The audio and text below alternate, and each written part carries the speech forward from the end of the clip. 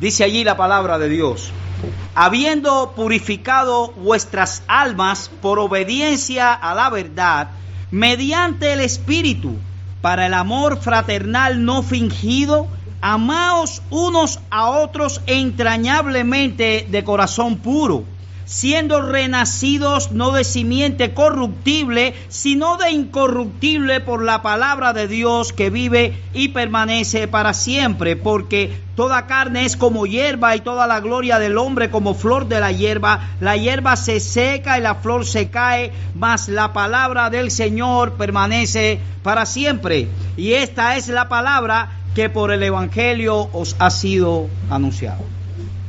Bien, hermanos, vamos a orar para que el Señor bendiga la predicación de su palabra. Oh Padre Santo, venimos nuevamente en esta mañana a pedirte gracia, oh Señor, pedirte gracia y poder. Pedirte gracia y poder para que tu palabra sea anunciada con fidelidad, con denuedo, oh Padre.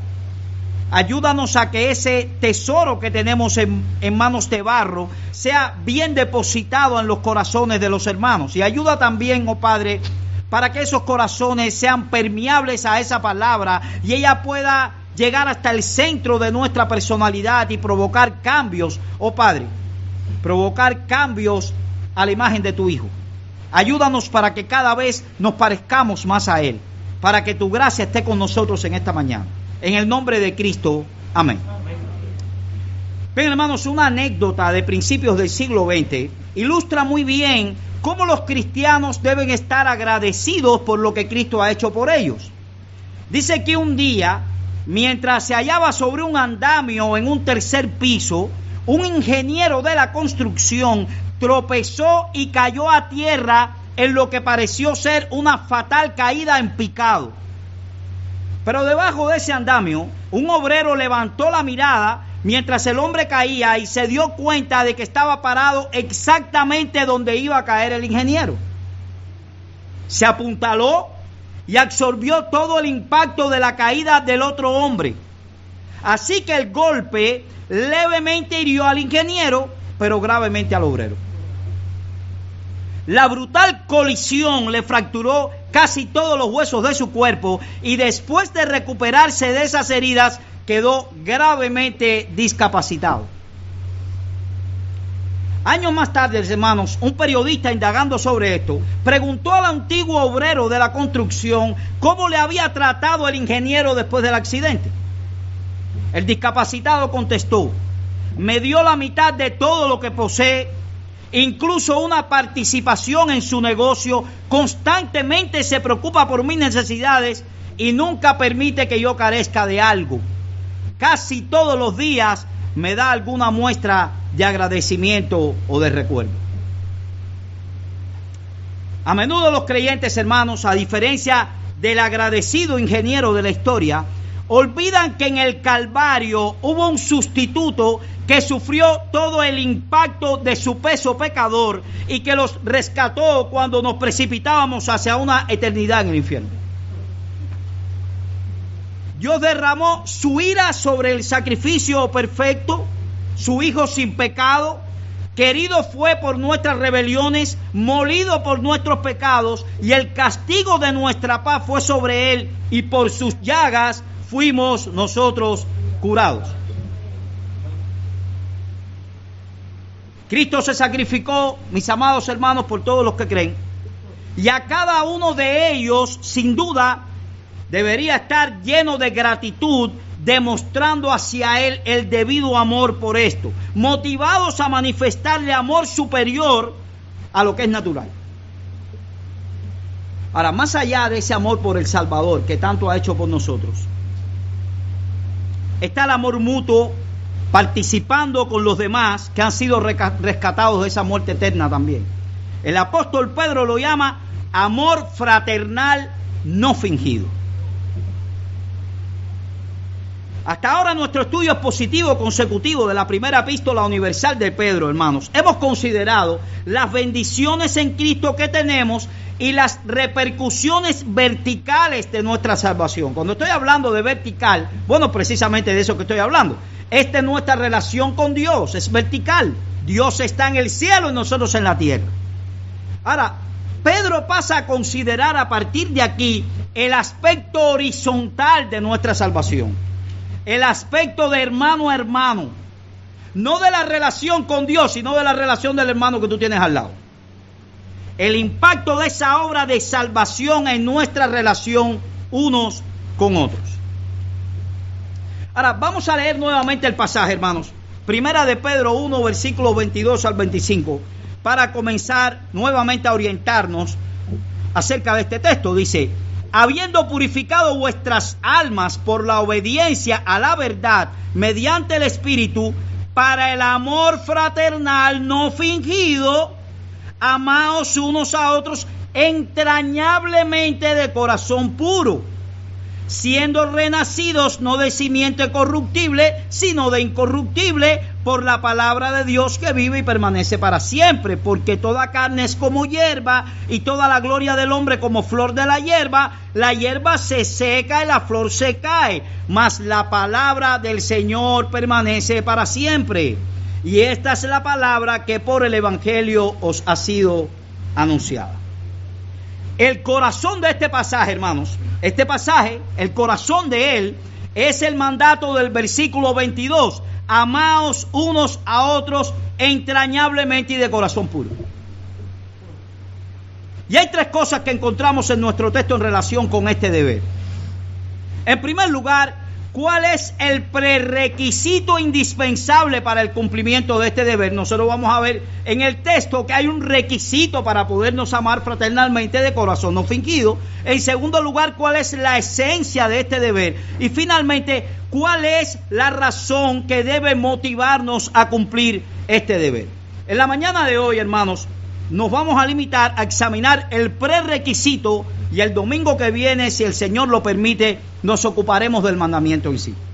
Así que vamos a ver el prerequisito del deber. Versículo 22, que estamos hablando de prerequisito, hermanos, es algo que tiene que haber antes para que eso se pueda dar, ¿verdad? Si usted va a buscar un trabajo o algo por el estilo, lo primero que dicen que hay algunos requisitos para esa plaza. Usted tiene que ser, por ejemplo, graduado de 12 grados y tiene que tener una buena conducta en el trabajo anterior, qué sé yo, todas esas cosas que se piden. Si esos prerequisitos no están, usted no puede trabajar en esa plaza que usted está pidiendo. Ahora, aquí tenemos un prerequisito. Versículo 22. Habiendo purificado vuestras almas por obediencia a la verdad mediante el Espíritu, para el amor fraternal no fingido, amaos unos a otros entrañablemente de corazón puro. Hay algo que hace posible que los cristianos se amen unos a otros. Dice el texto. Es el hecho de que nuestras almas han sido purificadas. Eso es básicamente lo que Pedro está diciendo aquí. Así que para poder comprender, hermanos, en toda su amplitud el alcance de este deber cristiano, debemos detenernos entonces a considerar el prerequisito, que es la obra de purificación que Dios hizo en nuestros corazones y que nos capacita para amar a nuestros hermanos con el tipo de amor que Pedro describe en este texto. Fíjense que él está hablando de un amor sin fingimiento, que estaríamos hablando entonces de un amor genuino. No es un amor en el cual las características externas sean las que primen, sino otra cosa, y vamos a ver eso ahora en nuestro mensaje.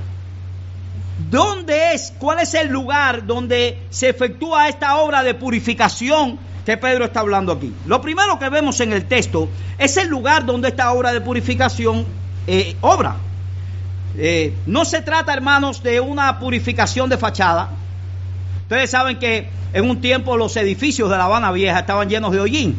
No sé si ustedes se recuerdan. Y el historiador de la ciudad en esos momentos, Eusebio Leal, creo que compraron unos equipos que eran un chorro de agua a presión con algunos químicos que le daban a los edificios, y de pronto usted veía que el Centro Asturiano y todos esos museos pues estaban limpios. Era un cambio de fachada, una limpieza de fachada.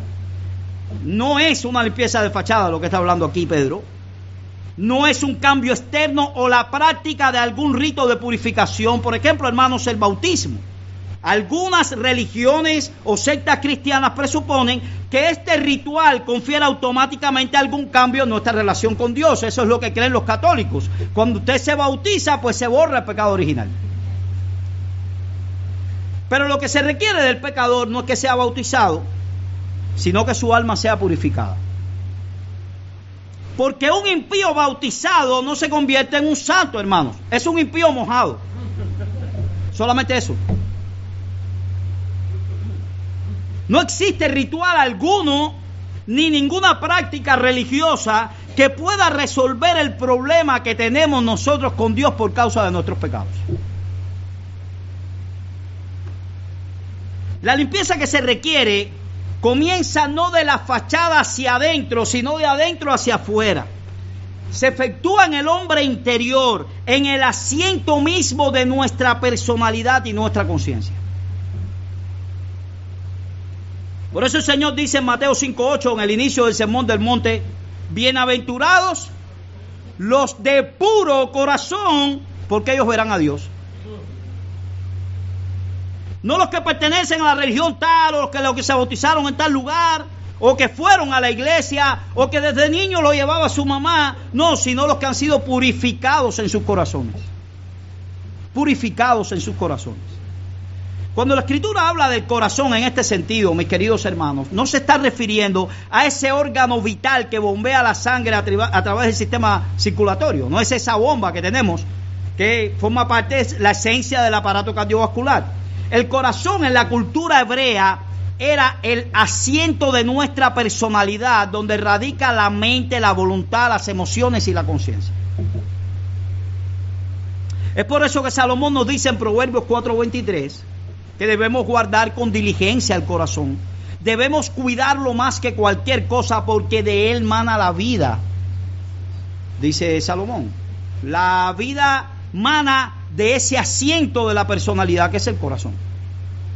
Todo cuanto hacemos y pensamos, mis queridos hermanos, fluye de nuestra personalidad, de lo que somos en nuestro ser interior. Y es precisamente allí donde la gracia de Dios trabaja y transforma en las partes más íntimas de nuestro ser. Si la obra del Evangelio no alcanza el centro de la personalidad humana, no podría hacer nada por nosotros, hermanos, porque es allí precisamente donde radica el verdadero problema del hombre. Como hemos dicho otras veces, el pecado no está en nuestras manos, el pecado no está en las cosas que nosotros elaboramos y hacemos, no está en nuestros pies, no está en los lugares que visitamos. El pecado reside en el corazón. Jeremías 17:9 dice: engañoso es el corazón más que todas las cosas, y perverso, ¿quién lo conocerá? Y el texto hebreo dice literalmente: desesperadamente enfermo está el corazón. Desesperadamente enfermo. Y en Marcos capítulo 7, este capítulo se inicia con una confrontación entre Cristo y los fariseos. Una de las tantas que el Señor tuvo que enfrentar durante su ministerio. Y dice el versículo 5: le preguntaron pues los escribas y fariseos: ¿por qué tus discípulos no andan conforme a la tradición de los ancianos, sino que comen pan con manos inmundas? En otras palabras, ¿qué hacen tus discípulos comiendo pan con las manos sucias? Eso va en contra de la tradición. Es aquí la gran preocupación de estos hombres, hermanos: practicar los ritos conforme a la enseñanza de los maestros rabinos. Cuando alguien no se apegaba a esos rituales externos, inmediatamente era un impuro. Tiene las manos sucias, ¿no ve que tiene las manos sucias?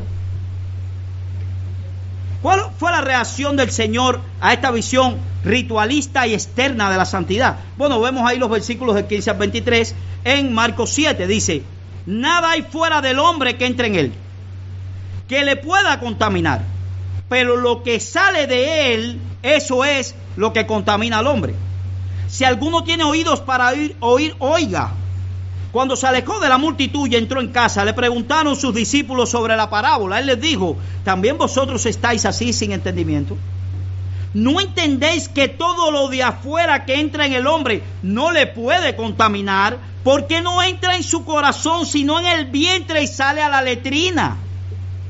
Esto decía siendo limpio todos los alimentos. Pero decía que lo que del hombre sale, eso contamina al hombre. Y ahora usted diría, ¿qué es lo que sale del hombre? Cristo lo dice.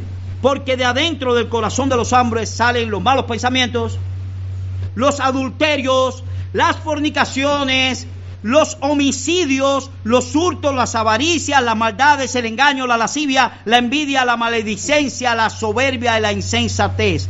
Todas estas maldades de adentro salen y contaminan al hombre.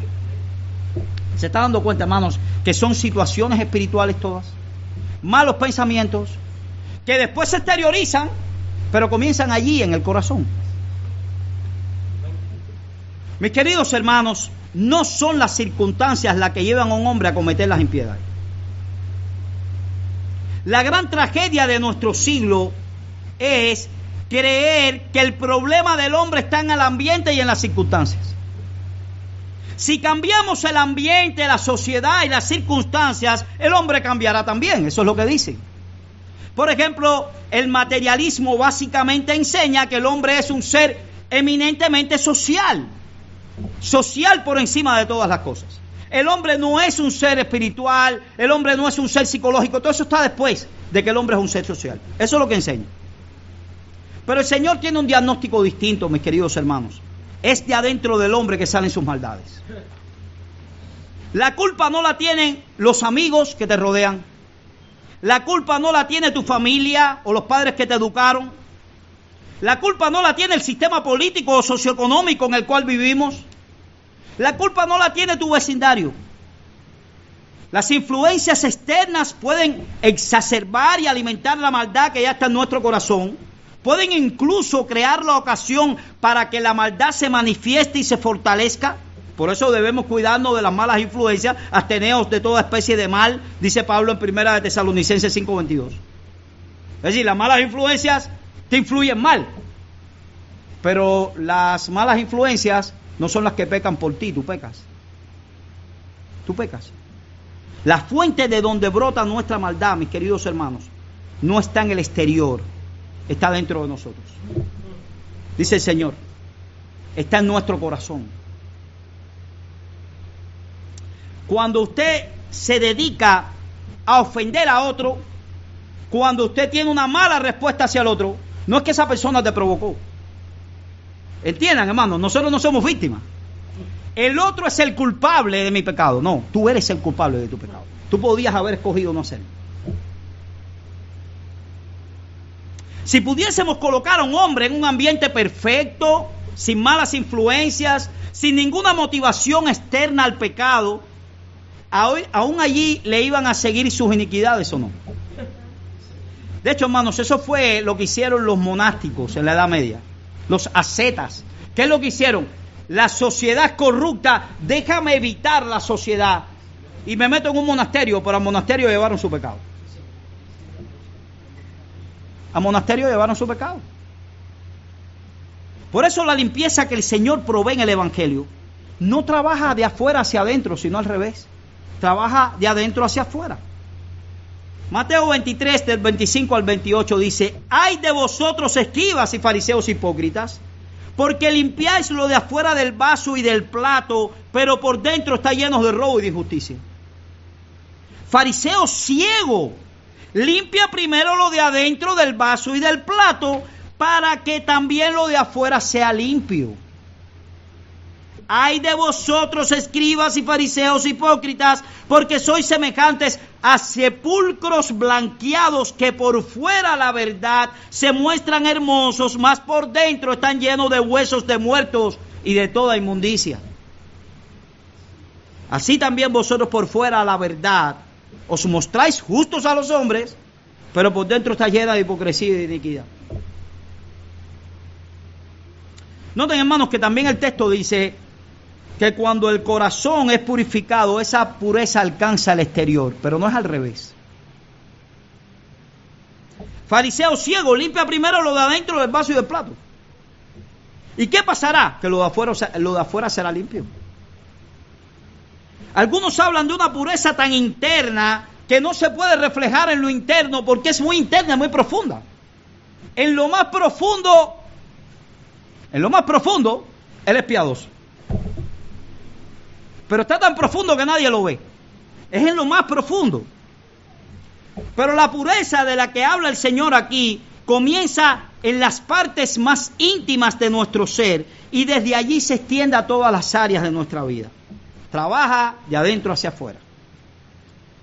Los fariseos, hermanos, tenían una vida decente, pero la fuente de sus iniquidades nunca había sido purificada. Su corazón no era puro. Y yo te digo, si tú estás de visita hoy aquí, o aún a los creyentes de la iglesia, si tú te sientes tranquilo y confiado, porque tú no cometes pecados escandalosos, ni vas con tus pies a lugares no recomendables. Yo no voy a los lugares donde se fuma droga, ni voy a los bares donde están los borrachos. Y si eso es suficiente para ti, tú no conoces la pureza de corazón de la que está hablando Cristo aquí. De verdad que no. Decía el puritano Thomas Watson que la moralidad puede ahogar a un hombre tanto como el vicio. Y luego añadió, una nave se puede hundir con oro o se puede hundir con estiércol, pero se hunde la nave. Son los puros de corazón, hermanos, los que son bienaventurados. Aquellos que han sido transformados en su interior, cuyo intelecto, voluntad y emociones han sido transformados por esa obra de gracia de Cristo en el corazón. Este hombre entiende cosas que antes no entendía. Toma decisiones que antes no tomaba.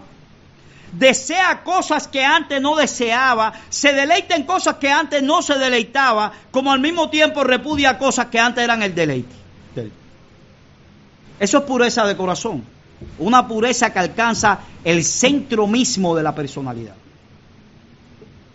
Pero hay algo más que podemos hablar de la purificación interna, hermanos, y es que es una pureza que restaura el corazón a su estado original.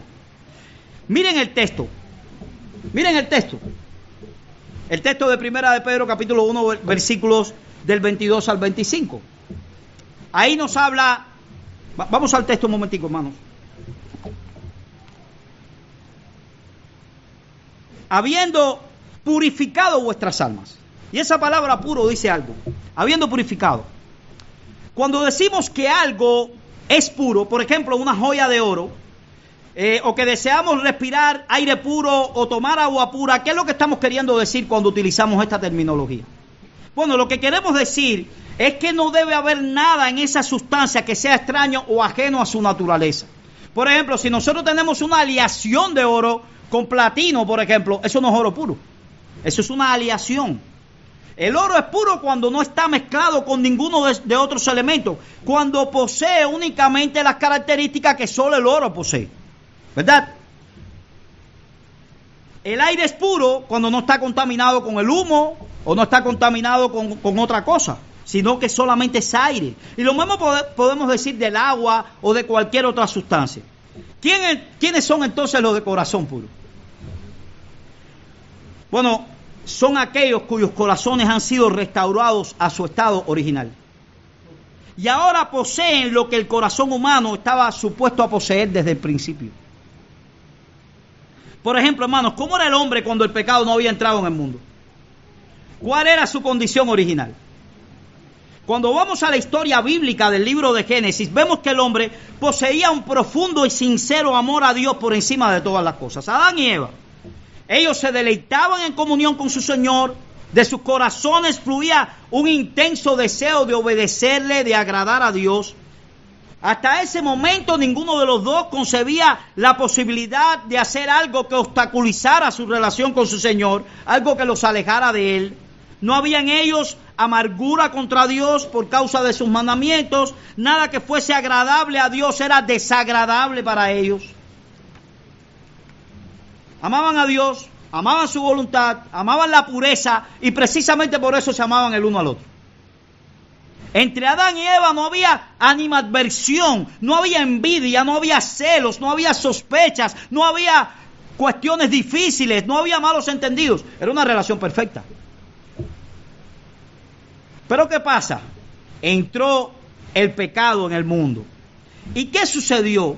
Bueno, que corrompió el asiento mismo de la personalidad de ellos. No simplemente las manos, la cabeza o los pies. El pecado corrompió el corazón y a partir de ese momento todo se trastornó. A partir de ese momento vemos al hombre escondiéndose de Dios, renegando de los caminos de Dios y rebelándose contra la voluntad de Dios. Ya no había un amor espontáneo a Dios porque el corazón ya no era puro. Ahora estaba mezclado ese corazón con rebelión, con egoísmo, con amor al pecado, con indiferencia y con animadversión hacia otros. Acuérdense que el texto está hablando de amor fraternal.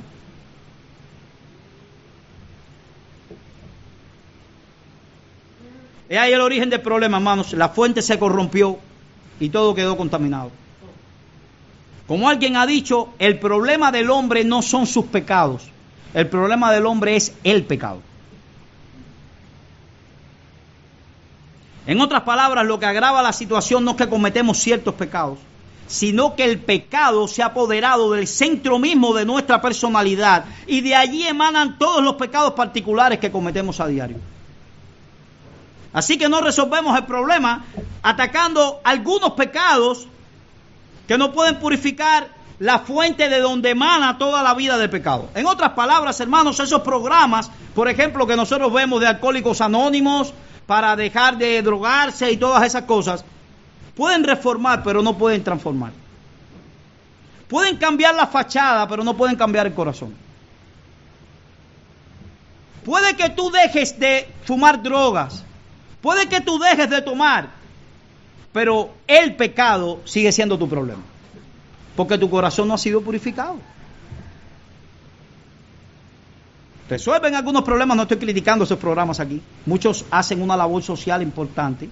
Lo que estamos diciendo, hermanos, que eso no resuelve el problema del hombre. No resuelve su comunión con los demás. Hasta que el corazón sea llevado a su estado original, cuando el hombre se deleitaba en la comunión con Dios, en cumplir su voluntad, el problema no ha sido resuelto. Ahora, puede que salte a la vista, en lo que estamos hablando aquí, una pregunta para usted. Si dicen que el prerequisito es tener un corazón puro, ¿cómo puedo limpiar mi corazón? ¿Qué tengo que hacer? ¿Cómo puedo alcanzar esa pureza de alma de la que habla la Biblia? Bueno, precisamente ahí radica la gravedad del problema, mi querido hermano y mi querido amigo, porque ¿sabes cuál es el problema? Que ni tú ni yo podemos hacerlo por nosotros mismos. No lo podemos hacer. Ningún hombre puede hacer tal cosa en sus fuerzas. En Job 14:4, por ejemplo, Job se pregunta, ¿quién hará limpio lo inmundo? Y él mismo responde, porque es una pregunta retórica, nadie. Y en un tono similar, por ejemplo, el profeta Jeremías se pregunta, ¿mudará el etíope su piel? ¿Y el leopardo sus manchas? ¿Alguna vez hemos visto eso? ¿No, verdad? Así también podréis vosotros hacer el bien estando habituados a hacer el mal, pregunta Jeremías. Pero fíjense, ni Job ni Jeremías fueron tan directos como el Señor Jesucristo. Dice Cristo en Mateo 12:34, generación de víboras, ¿cómo podéis hablar lo bueno siendo malos? No podemos esperar que una víbora actúe como un cordero, a menos, mis queridos hermanos, que sea transformada en un cordero. Usted va a la naturaleza de la víbora, quizás con recombinación genética, y le cambia su naturaleza por la de un cordero, y es muy probable que le comiencen a salir patas, no se arrastre más. Pero para eso tiene que cambiar su naturaleza. Porque una víbora es una víbora, y un cordero es un cordero. Pero vuelvo a preguntar, ¿cómo ocurre una transformación tan profunda en la naturaleza humana? Bueno, esto nos lleva al segundo aspecto, hermanos, que Pedro menciona en nuestro texto, el medio de esa purificación. Versículo 22, volvemos allí. Habiendo purificado vuestras almas por la obediencia a la verdad. ¿No es lo que dice ahí, hermanos? Mediante el Espíritu, para el amor fraternal no fingido, amaos unos a otros entrañablemente de corazón puro. La obediencia a la verdad es el medio. Los lectores de Pedro habían aceptado por la fe las enseñanzas del Evangelio como la verdad de Dios, y de ese modo, mis hermanos, se hicieron partícipes de la obra purificadora del Espíritu Santo. Dice el comentario luterano hablando de este texto: esto no es otra cosa que nuestro interior, que ahora le está diciendo sí a Dios y que está reconociendo y celebrando el amor de Dios para con nosotros. Cuando creemos en el perdón de Jesús, que nos lavó y con su sangre nos compró, estamos realmente limpios ante Dios o purificados, como dice Pedro. En Hechos 15:9, hermanos, cuando Pedro tiene que dar testimonio en el concilio de Jerusalén de la obra de salvación que Dios había hecho entre los gentiles, dice en un momento de la discusión que Dios no había hecho ninguna diferencia en la obra en cómo obró en los judíos a cómo obró en los gentiles. Él dice, y ninguna diferencia hizo entre nosotros y ellos, purificando por la fe sus corazones.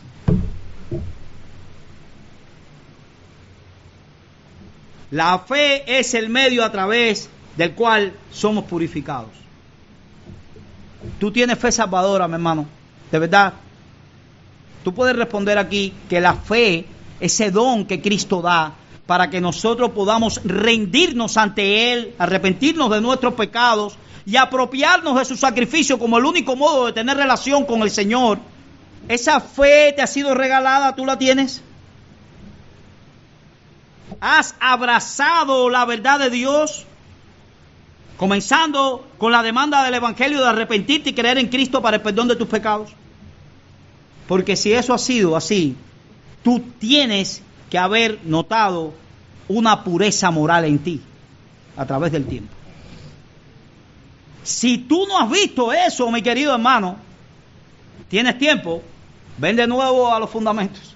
Arrepiéntete, ve allá al Señor, aprópiate del sacrificio de Cristo y pídele que te dé la fe para creer eso.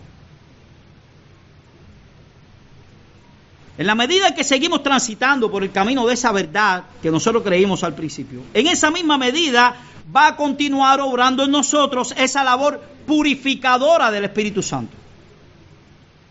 La palabra que Pedro utiliza en este texto, hermanos, y que se traduce como obediencia, es un sustantivo compuesto por upo, que significa debajo de, y acuo, que significa escuchar. Y la idea de la palabra es escuchar atentamente a un pronunciamiento autoritativo para entonces someterme en obediencia a Él. Cuando un pecador viene a Cristo en arrepentimiento y fe, con la disposición de entregarle su vida por entero a Él, a su voluntad y no la suya, lo que este individuo está haciendo es abrazando la verdad, aceptando con sumisión el pronunciamiento autoritativo de Dios. Es verdad que yo soy pecador, Señor. Es verdad que yo no soy Dios y que no debo vivir para mí mismo. Es verdad que Cristo es el Hijo de Dios encarnado. Es verdad que Él murió en una cruz para salvar a su pueblo de sus pecados. Es verdad que su voluntad es buena, agradable y perfecta, y que lo único sensato e inteligente que puedo hacer es vivir de la manera en que Él ha revelado en su palabra. Por lo tanto, para mi vida, la autoridad a partir de ahora es la tuya y no la mía. Yo me someto a tu voluntad.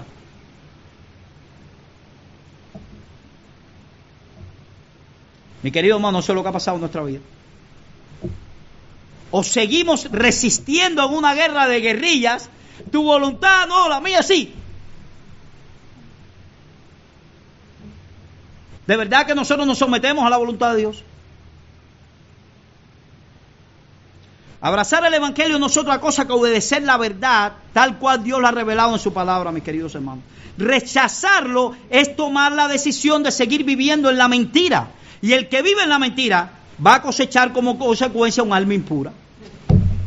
Porque la verdad no es la que purifica el corazón, dice Pedro. Si usted vive en la mentira, no puede purificar su corazón, sino que lo que hace es hacerlo más impuro cada día más. Esas son las consecuencias de vivir en la mentira. Las ideas tienen consecuencias, mis queridos hermanos. Creer la verdad y abrazarla de todo corazón tendrá una influencia purificadora en tu corazón. Creer una mentira y vivir conforme a ella obrará la inversa. La verdad purifica, la mentira corrompe y contamina al hombre.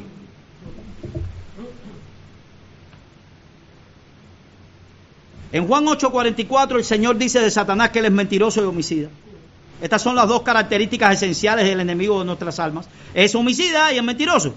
Él miente y destruye, pero lo que puede resaltarse aquí, hermanos, es la conexión tan estrecha que existe entre esos dos aspectos del carácter del diablo.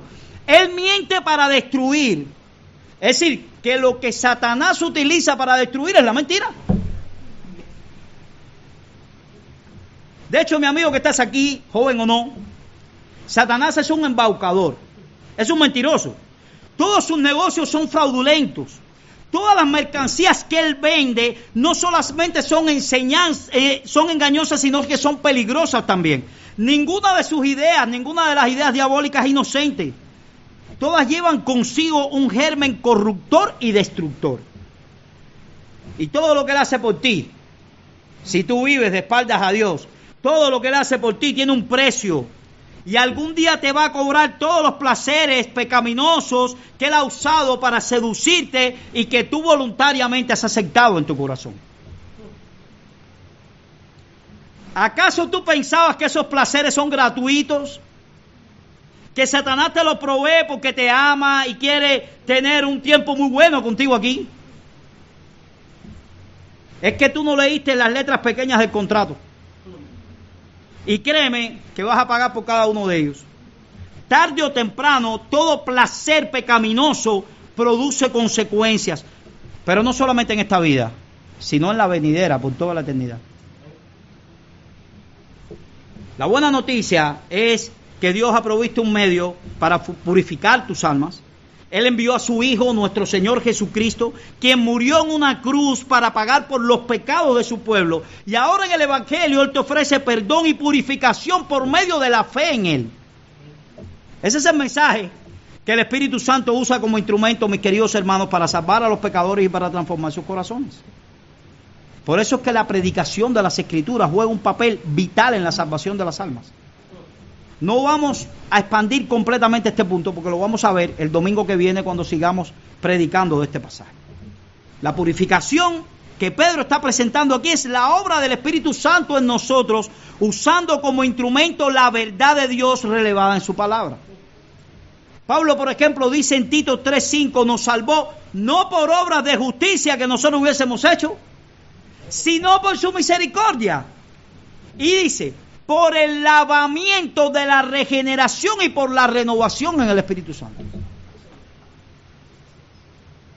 Solo el Espíritu Santo puede efectuar una obra de esa magnitud en el ser interior. Y Él lo hace utilizando la palabra como instrumento. ¿Cuál es la consecuencia a nivel horizontal que tendrá esa obra de purificación? Y eso es lo que estamos hablando en este texto.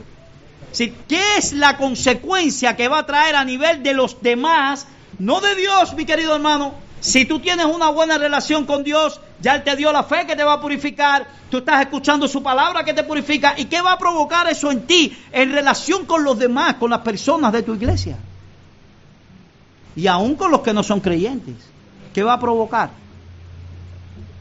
Bueno, precisamente es ese punto donde Pedro quiere llevarnos aquí. Porque nuestras almas han sido purificadas, ahora podemos y debemos amarnos los unos a los otros. El amor es consecuencia, no causa. Véanlo ahí. Para que tú ames sin fingimiento, tiene que haber un prerequisito. Tiene que haber sido purificado tu corazón. Pero después de haber sido purificado tu corazón, no tiene más remedio, tienes que amar sin fingimiento. En el próximo sermón, hermanos, si el Señor lo permite, vamos a concentrarnos en este deber del amor filial. Pero ahora solo quiero señalar la relación que existe entre este deber y la purificación de nuestras almas. Pero dice que fuimos purificados por el amor fraternal no fingido. Porque nuestras almas han pasado por ese proceso. Ahora podemos y debemos amarnos los unos a los otros. Y nos preguntamos, ¿qué tiene que ver una cosa con la otra?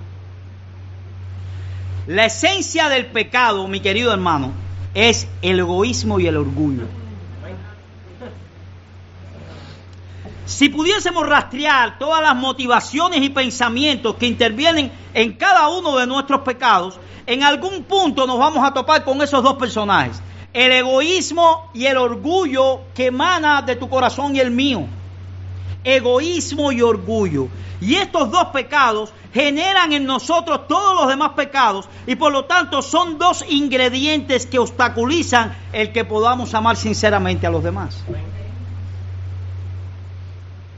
Al ser moralmente purificados, librados de la esclavitud de esos pecados, ahora podemos vencer esa inclinación al egoísmo y al orgullo que todavía permanece en nosotros, pero que ya no te pueden controlar.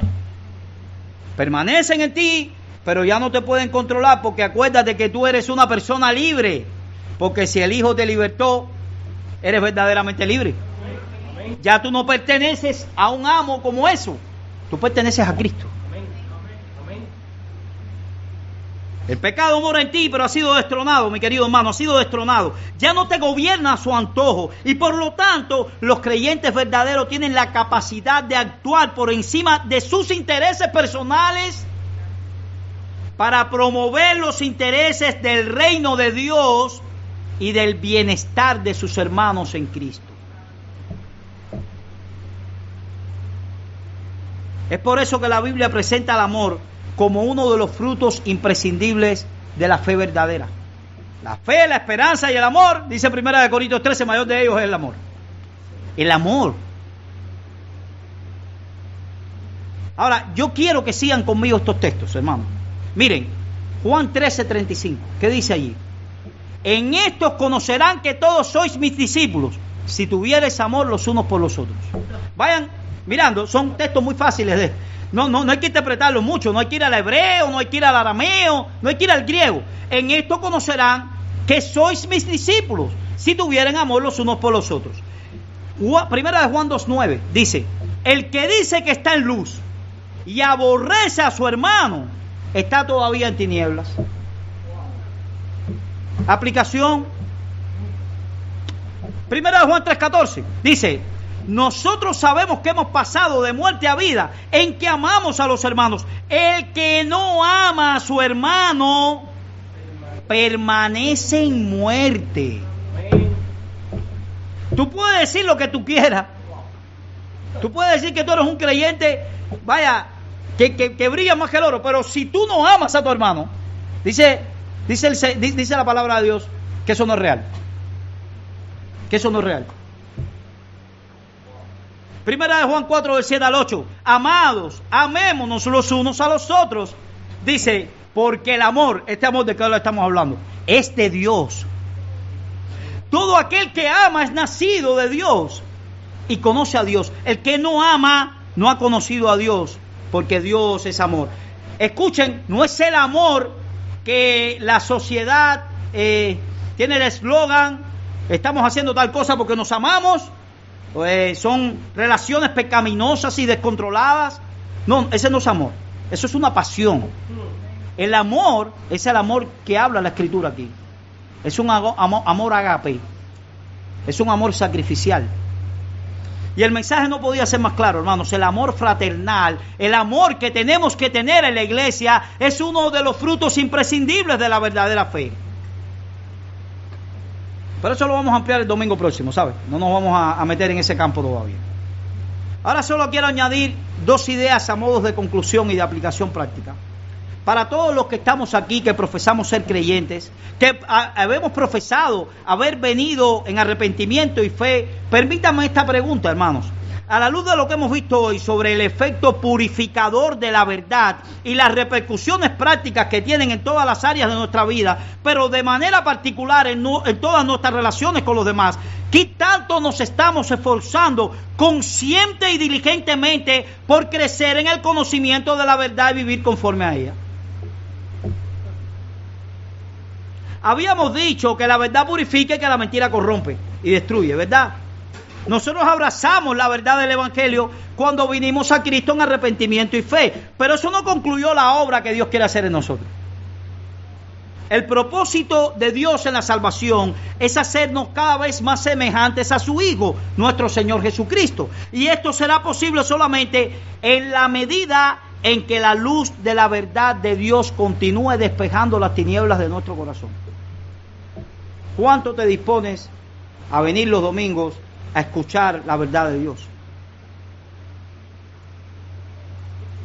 Todas las mentiras que el mundo nos vendió cuando nosotros éramos esclavos del mundo, cuando andábamos en la feria de vanidades, todavía muchas de ellas están repercutiendo en nosotros. Todavía nosotros nos creemos esas mentiras.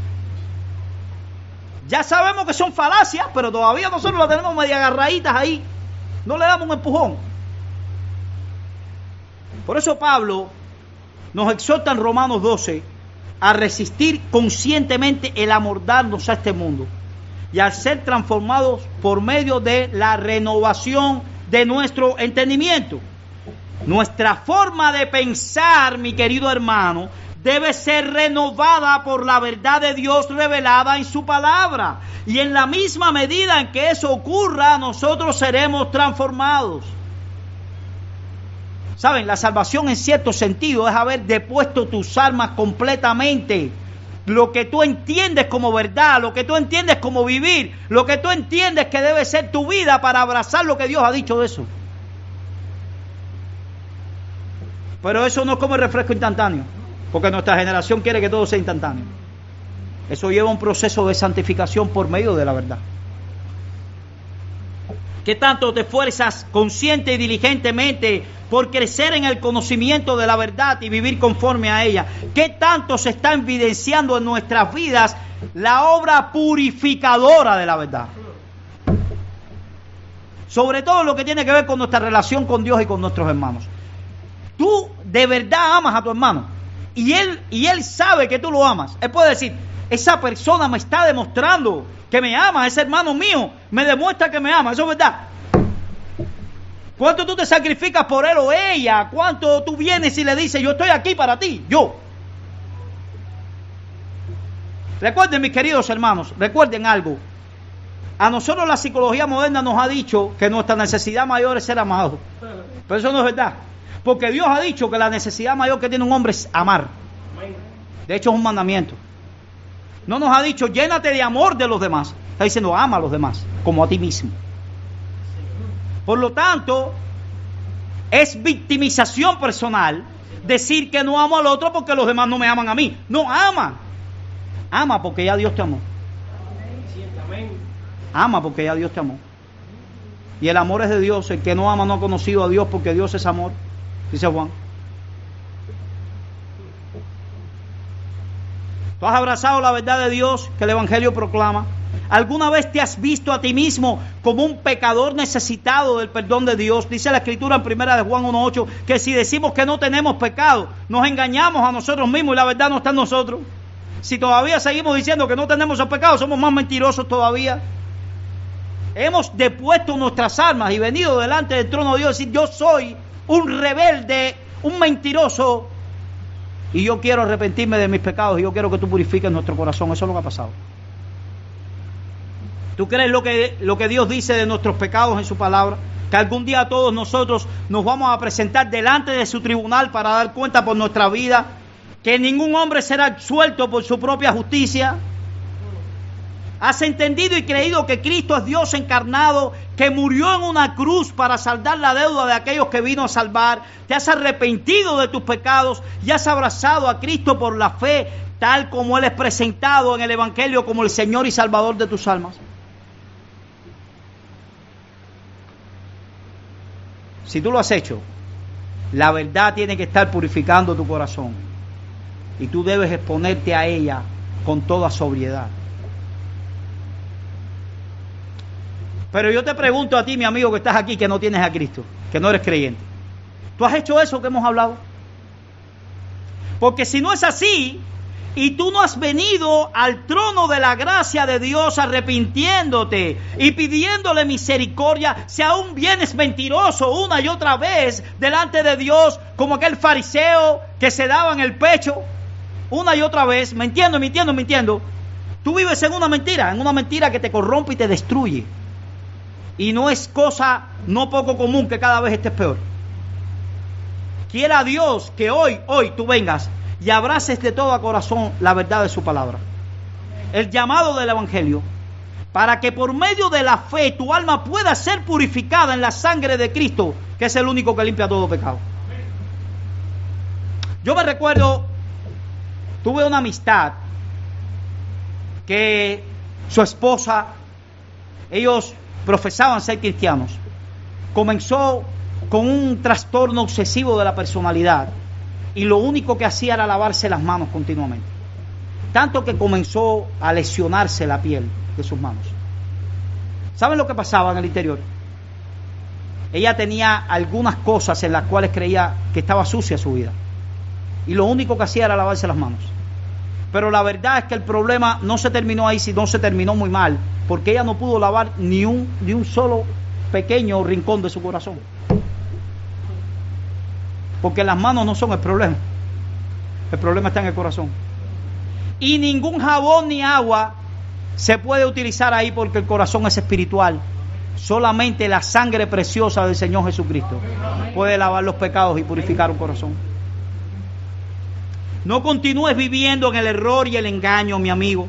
Satanás es mentiroso, es un embaucador, es un estafador. Él quiere entretenerte alejado de Dios para que al final, cuando tú llegues allí, te destruyas en el infierno que no creíste ahora. No sigas haciendo negocios con el diablo. Son negocios que siempre pierdes. Vas a sufrir las consecuencias. Dios es veraz y su verdad no solamente es un instrumento de purificación, sino también de liberación. Conoceréis la verdad y la verdad os hará libres. Que esa verdad actúe hoy en tu corazón para que recibas por la fe el perdón de sus pecados y el don de la vida eterna. Solamente quiero terminar con unas breves palabras. ¿Ustedes se recuerdan a quién el Señor le está dirigiendo esta carta? A Pedro. A esas iglesias que iban a sufrir una persecución feroz del Imperio Romano. Estaban atribulados y muchos iban a perder la vida, una situación bien complicada. Esos creyentes estaban temerosos, llenos de temor. ¿Qué pasará ahora? Pedro les recuerda qué Cristo había hecho por ellos y después le comienza a decir los deberes que ellos tenían que tener de acuerdo a lo que Cristo había hecho por ellos. Pero Pedro en ningún momento le dice que ellos estaban absueltos de esos deberes por la situación que estaban viviendo. Y eso tiene un paralelismo con nosotros, hermanos. Estamos viviendo tiempos difíciles, pero nuestro Dios es el mismo. La verdad de Dios purifica tu corazón, lo mismo en Cuba que en otro lado. Y tenemos el deber de vivir para Él y para los demás, indiscutiblemente, aun cuando estemos viviendo en las situaciones que estamos viviendo. No somos víctimas de la providencia, somos hijos de Dios. Así que con valentía, hermanos, tengamos eso presente y vivamos la semana que viene con la valentía de un hijo del Señor, exponiéndose a su palabra, para que seamos purificados todos los días. Vamos a orar.